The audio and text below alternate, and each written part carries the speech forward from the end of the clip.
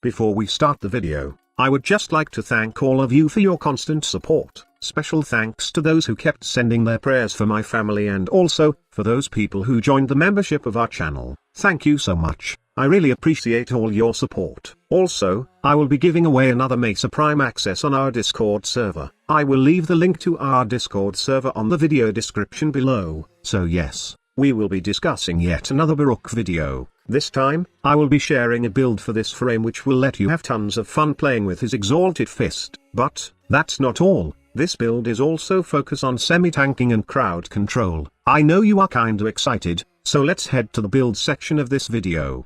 So this is the build. As you can see, it focuses mainly on power strength, to boost the damage of BARUUK's Desert Wind. But this is not an all-damage build like I've said earlier. It also allows you to tank damage, with the help of his Desolate Hand's 90% damage reduction. Before we dive deeper to the tanking prowess of this build, let's talk first about Desolate Hands. In the past, I'm kinda baffled on how this ability really works in terms of damage reduction. It turns out that, each dagger, floating around you, gives 10% damage reduction, and it caps at 90% damage reduction. So basically, you need at least 9 daggers floating around you to get the full benefit of this ability's damage reduction, which means that it's better to have more power strength, to add more floating daggers. What you'll need to do is, just make sure that there's 9 dagger floating around you, and recast when needed. And did I mention the fact that the remaining dagger can disarm targets? After discovering these things about this ability, I really find Desolate Hands a great arsenal for this frame. Okay, now that I have explained how this ability works, let's get back to the build.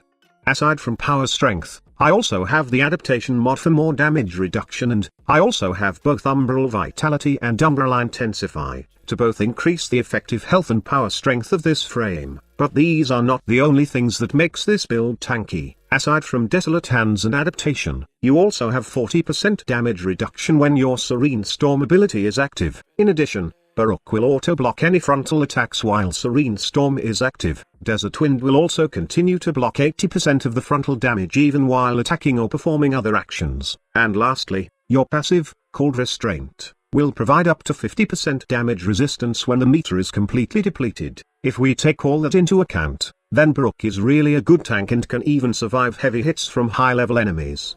That tankiness is supplemented with crowd control, with the help of his second ability. Negative duration may seem bad for this ability, but in reality, it's actually pretty good. The slow and sleep duration may be quick, but it's much effective to use, especially when you want to utilize this build. It's because not only that we will use lull to crowd control enemies, but this will be our main source to deplete our restraint bar fast. Since we can't use elude to do that, due to efficiency problems, we mostly rely on our second and third ability to deplete our restraint passive. In all honesty, we really don't need duration for his second ability. All we need is some range, so you can effectively hit a number of enemies with your lull ability. Anyway, you will get support from your Desolate Hands in terms of depleting your restraint bar. Now, the only downside of this build is, it has no energy mod, but, in my opinion, you really don't need a large energy pool for this build, as your Exalted Fist doesn't only damage enemies, but also ragdoll them, which is, by the way, also a good means of crowd control.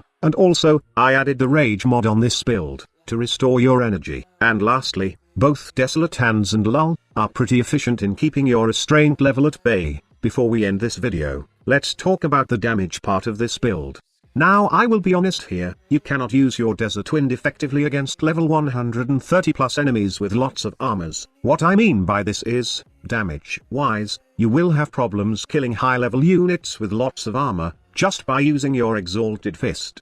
But against non-armored enemies, it will totally be awesome. By the way, here's the build for my Desert Wind. It's basically a pure critical damage build, with Life Strike on it. In the past, I did try Drifting Contact, but honestly, it's really ineffective to use. The thing is, combo counter mods are not that useful when you're hitting enemies with waves coming from your exalted weapon. It will only proc and give you damage boost when you are hitting the enemies in close range with your Exalted Fist. So instead of this mod, I just add Life Strike on this build for more survivability.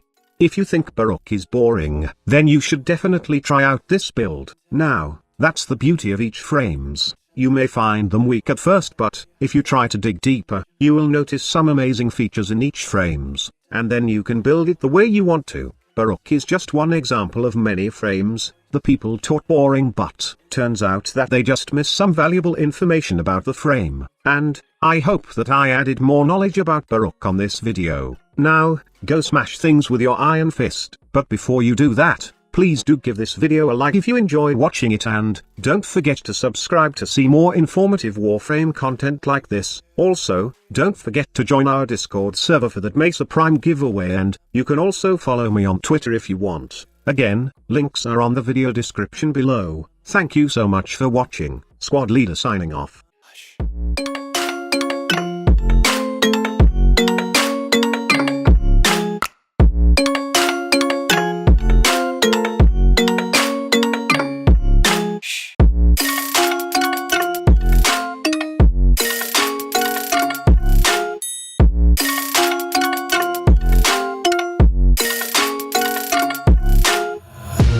Take my eyes open to force reality. Why can't